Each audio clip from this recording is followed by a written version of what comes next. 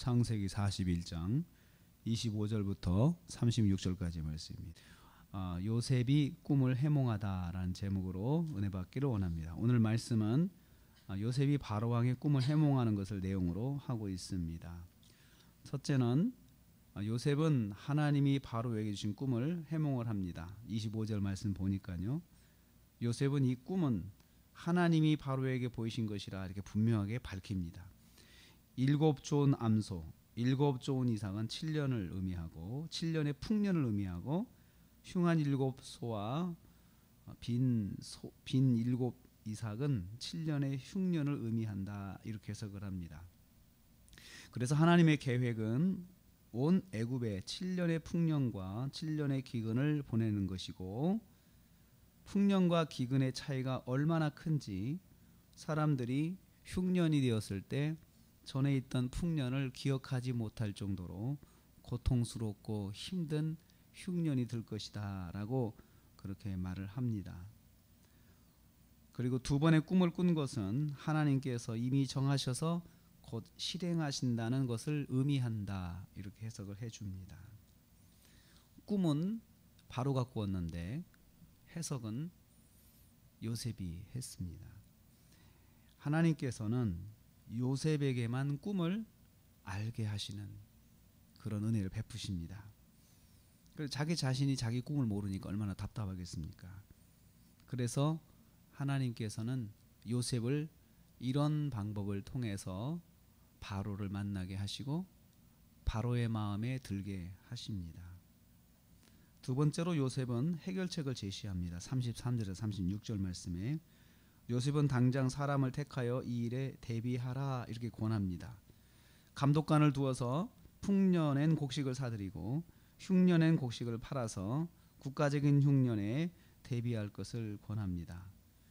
그래서 36절에 이렇게 말하죠. 이 흉년으로 말미암아 망하지 아니하리이다. 이렇게만 하면 어떤 흉년이 와도 국가가 흔들리지 않고 잘 설 수 있습니다. 이렇게 말을 합니다. 국가적인 재난을 대비할 수 있는 선견이 있다면 얼마나 좋겠습니까? 우리나라도 참 어려운 시절을 많이 겪었습니다. 이것을 누군가가 앞을 내다보고 대비만 했다면 고통이 덜을 했을 텐데 대비하지 못하고 당한 다음에 수습하느라고 온 국민이 고통을 많이 겪었습니다. 그리고 또 여러 지역에서 지진이 일어나고 있는데 이것도 대비할 수 있었다면, 인명피해만 나지 않도록 준비만 할 수 있다면 얼마나 좋겠습니까? 근데 사람이 한치 앞을 내다볼 수 없는 것이 인생입니다.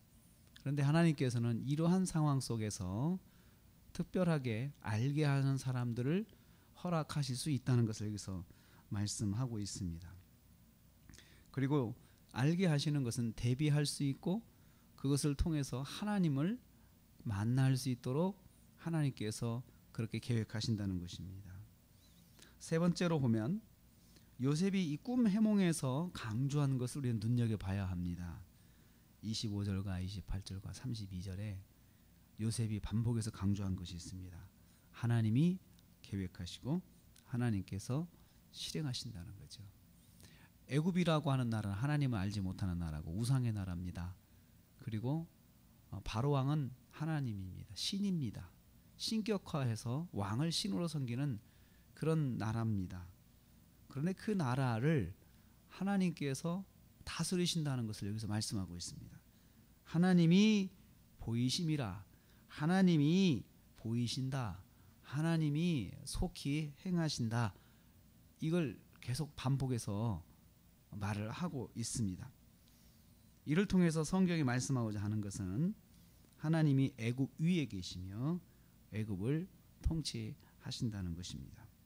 신으로 추앙받는 바로도 어찌할 수 없는 천재의 지변이 강대국 애굽에서 발생할 것이고 이 일을 막지 못하고 대비하여 넘길 수밖에 없는 것이죠. 하나님이 계획하시면 막을 수는 없습니다. 단 하나님 앞에 나와서 지혜를 얻고 하나님 말씀 앞에 엎드려서 그것을 넘길 수 있도록 대비할 수는 있겠습니다. 여기서 요셉은 꿈을 해몽하면서 내가 한 것이 아니고 하나님이 보여주신 것이고 이것을 하나님께서 하십니다. 하나님께서 하십니다.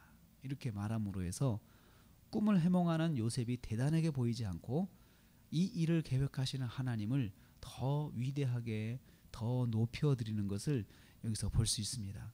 그래서 하나님의 일들을 대행하는 사람들이 흔히 잘못할 수 있는 실수를 요셉은 하지 않습니다.